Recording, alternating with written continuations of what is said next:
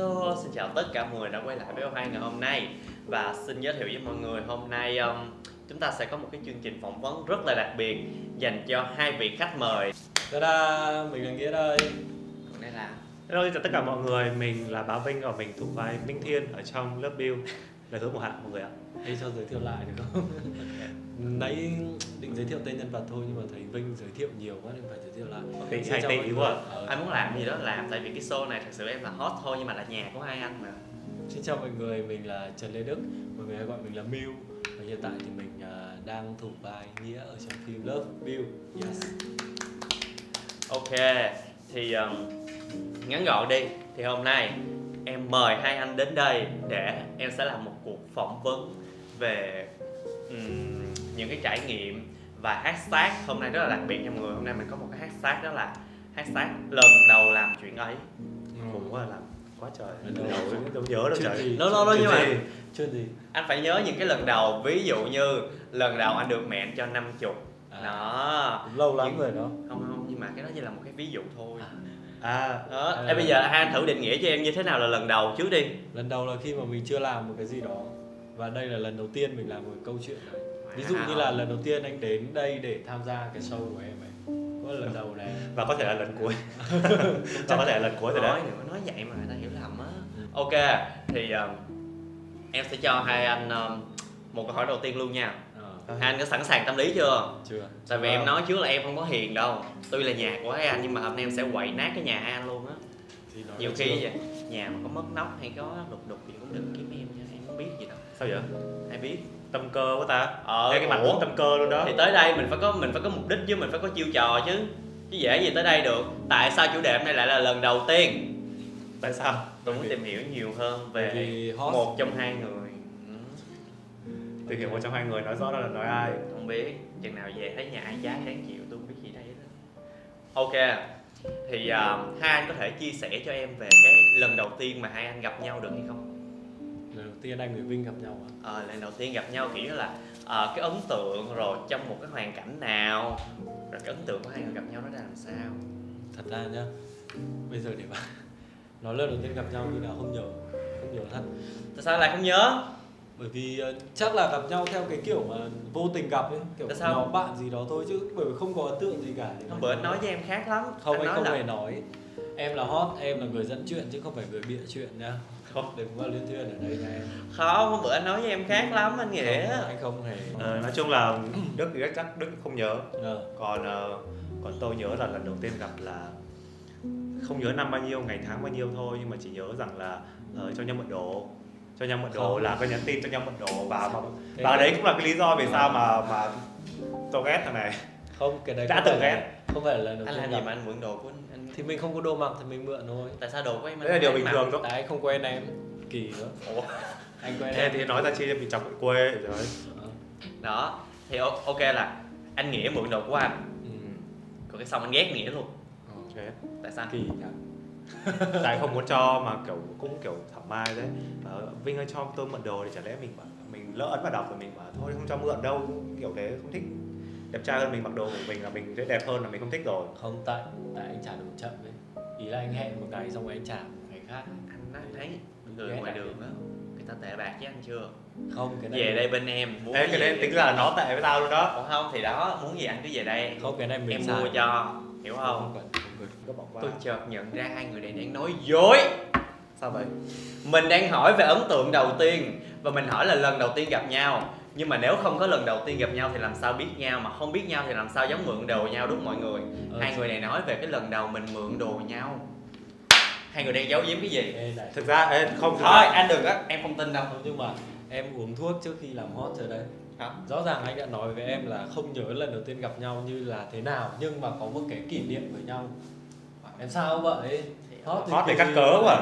Em xin lỗi. Em cố tình em bới móc chuyện ra để có một cái để giật tít đúng không? Em không cố ý đâu anh. Rõ ràng mà từ nãy giờ em bới móc truyền thông ngày mai sẽ là của em. Đây mới cái câu hỏi đầu tiên thôi mà em bới móc em này nó. Không, anh phải tin em không cố ý đó đâu. Anh không có gì để mà tin. Tại sao đứa phải tin mày? Thật ra đó chỉ là một cái bẫy thôi mọi người. Nếu như mà Bá Vinh và anh Miu không tin ý thì sẽ bước vào cái bẫy. Hóa ra là hai người đều là có một cái sự phòng thủ sẵn sàng rồi mọi người. Thử thách có một cái sự phòng thủ rồi. chứng tỏ là hai người đang che giấu một cái điều gì đó không muốn cho tôi biết. Vậy thì hai anh có thể cho em biết rằng cái cảm xúc của mình như thế nào khi mà biết rằng cái người mà cái partner chuẩn bị đóng cặp với mình trong phim này là quen nhau? Yeah. Cảm xúc là người quen là của quen, mình. là quen nhau. Yeah sao? Tức ủa không hiểu không? Đây để okay, anh làm hot, để anh làm hot cho. Em hot luôn. Nghĩa là ý em nó muốn hỏi là cảm xúc của tôi với ông thế nào khi mà biết tôi hoặc là ông chính là cái người sẽ đóng cùng với mình trong cái phim này. Đấy đơn giản mà hot nói ra những cái câu mình thay hot đi được không ạ? bé vào làm hot đi. Chứng tỏ là có một vài anh nghĩa hiểu tôi thôi. Không, nhưng mà tôi chưa nhá. Cũng bình thường. Bình thường. Ý là cũng chưa có cơ hội để làm việc với nhau bao giờ thật. Nhưng mà đã từng rồi, suýt nữa có một cơ hội để cùng đóng phim với nhau, nhưng mà cái phim đấy thì nó lại không được bấm máy. Nó cũng là phim Boy Love luôn. Và đợt đấy là Vinh cũng nói chung là đợt đấy thì đã có cái sự chuẩn bị rồi, chuẩn bị kiểu cái tâm lý là mình sẽ sắp sửa diễn với Lê Đức. Không được, không sao hết. Nhưng mà bộ phim lại cái duyên thế nào lại không được bấm máy. Ở 5 năm sau thì gặp lại ở đây và đóng chung với bộ phim là Lời Hứa Mùa Hạ thì cảm thấy rằng là biết vậy thì duyên đừng tới lần nữa. Chưa tới này kỳ quá, không muốn quen nữa.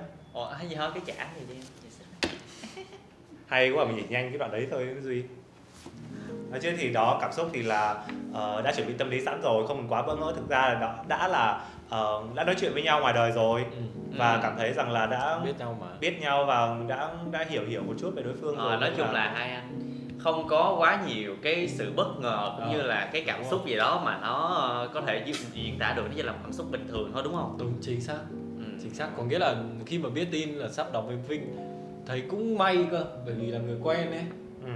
Bởi vì chưa bao giờ mình tiếp xúc với thể loại phim này. Khi mà cái partner của mình là một người quen với mình ấy thì mình làm việc nó sẽ thoải mái hơn. Và thật ra Vinh cũng là người đã giúp đỡ anh trong cái lần đầu đóng phim này. Thì em cảm thấy hai anh trả lời câu hỏi này nó rất là thành thật, nên em không bới móc đời tư của hai anh trong câu hỏi này nữa.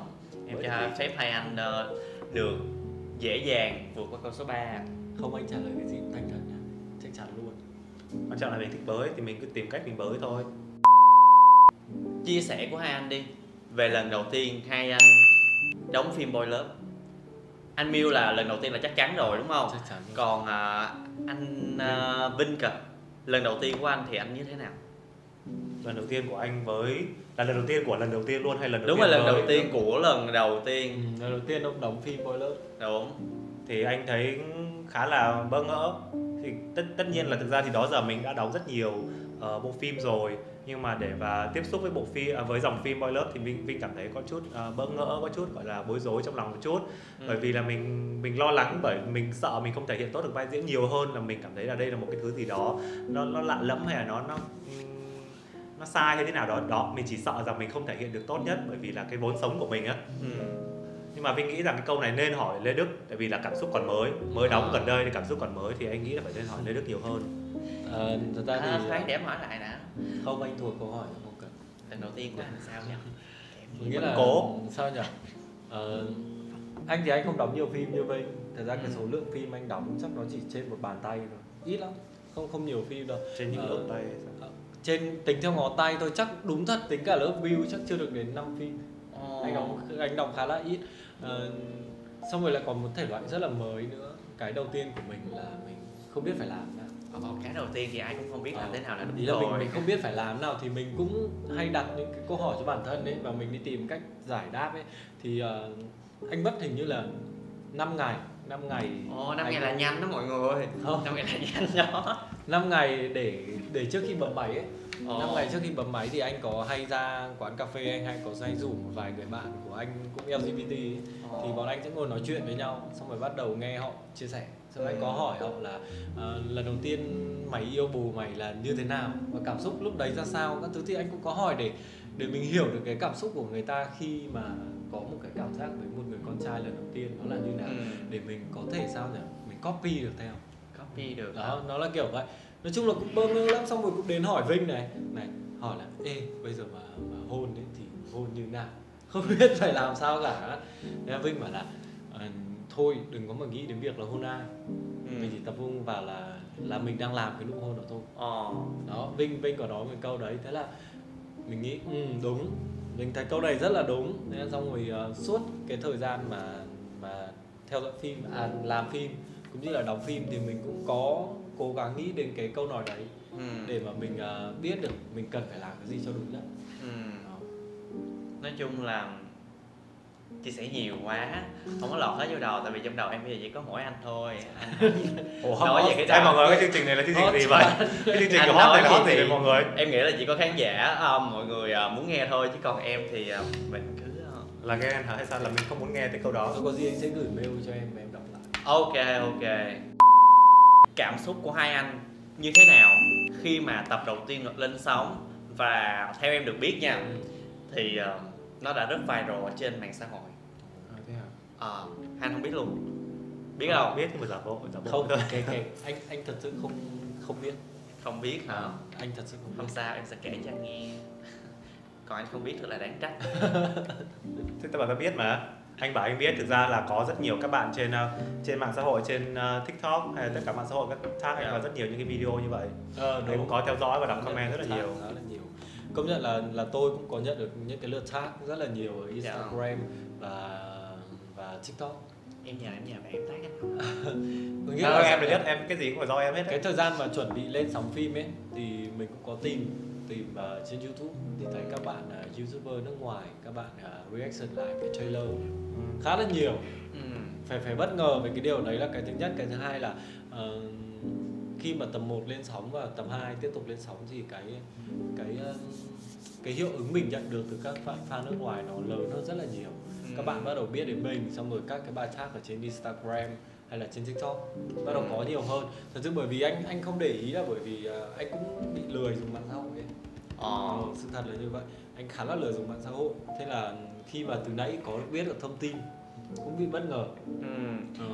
Em á, Ngọc Hân thì cũng thích mấy người không có thích dùng mạng xã hội mọi người, tại vì sẽ được rất là ray việc á. Thôi làm ơn tập trung vào nghề. Tức là câu hỏi của chưa đọc xong luôn đó. Ok, thì cảm ơn những cái chia sẻ rất là chân thật của anh Vinh. Là anh Nghĩa nha. Đã có những cái chia sẻ rất là thú vị về những cái lần đầu của mình. Thì mình rất là thích cái lần đầu của anh Nghĩa mọi người. Còn anh thì sao? Anh thì thôi đi. Nói gì trên sóng vậy hả?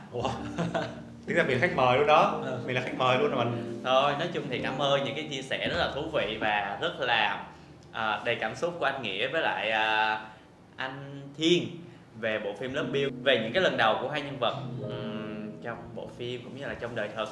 Thì không biết là hai anh có muốn gửi lời nói hay là cái lời gì đến khán giả hay không?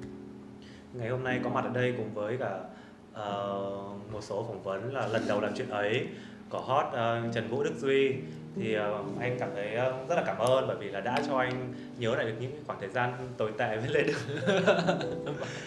Treo đấy, khoảng thời gian tuyệt vời với Lê Đức, và cũng biết thêm nhiều được những cái sự quan tâm của mọi người dành cho bộ phim, và mong rằng mọi người cũng sẽ ủng hộ bộ phim Lời Hứa Mùa Hạ, Love Bill ở trên Oha Production. Cũng là lần đầu tiên được lên sóng nhiều như thế này ở trên Oha Production, và lần đầu tiên đến với talk show của Duy. Thì rất là cảm ơn mọi người đã tạo điều kiện cho mình để có thể có cơ hội tiếp xúc với cơ hội để làm nghề nhiều hơn. Và sẽ bị hiểu ế sâu lắm hay sao? Ế sâu thật, cái này chia sẻ thật, ế sâu thật sự, thề rất là ế sâu nha, cái này chia sẻ thật. Nghe buồn quá. Buồn quá. Đó, và cũng khá là bất ngờ khi mà ngồi đây và biết được là Love Bill đã được mọi người đón nhận nhiều như thế nào. Rất là mong mọi người sẽ tiếp tục đón nhận Love Bill và đón nhận nhiều thêm những cái sản phẩm tiếp theo của OI Production. Mọi người rất là nhiều. Và xin chào và hẹn gặp lại. Bye bye. See you again. Bye.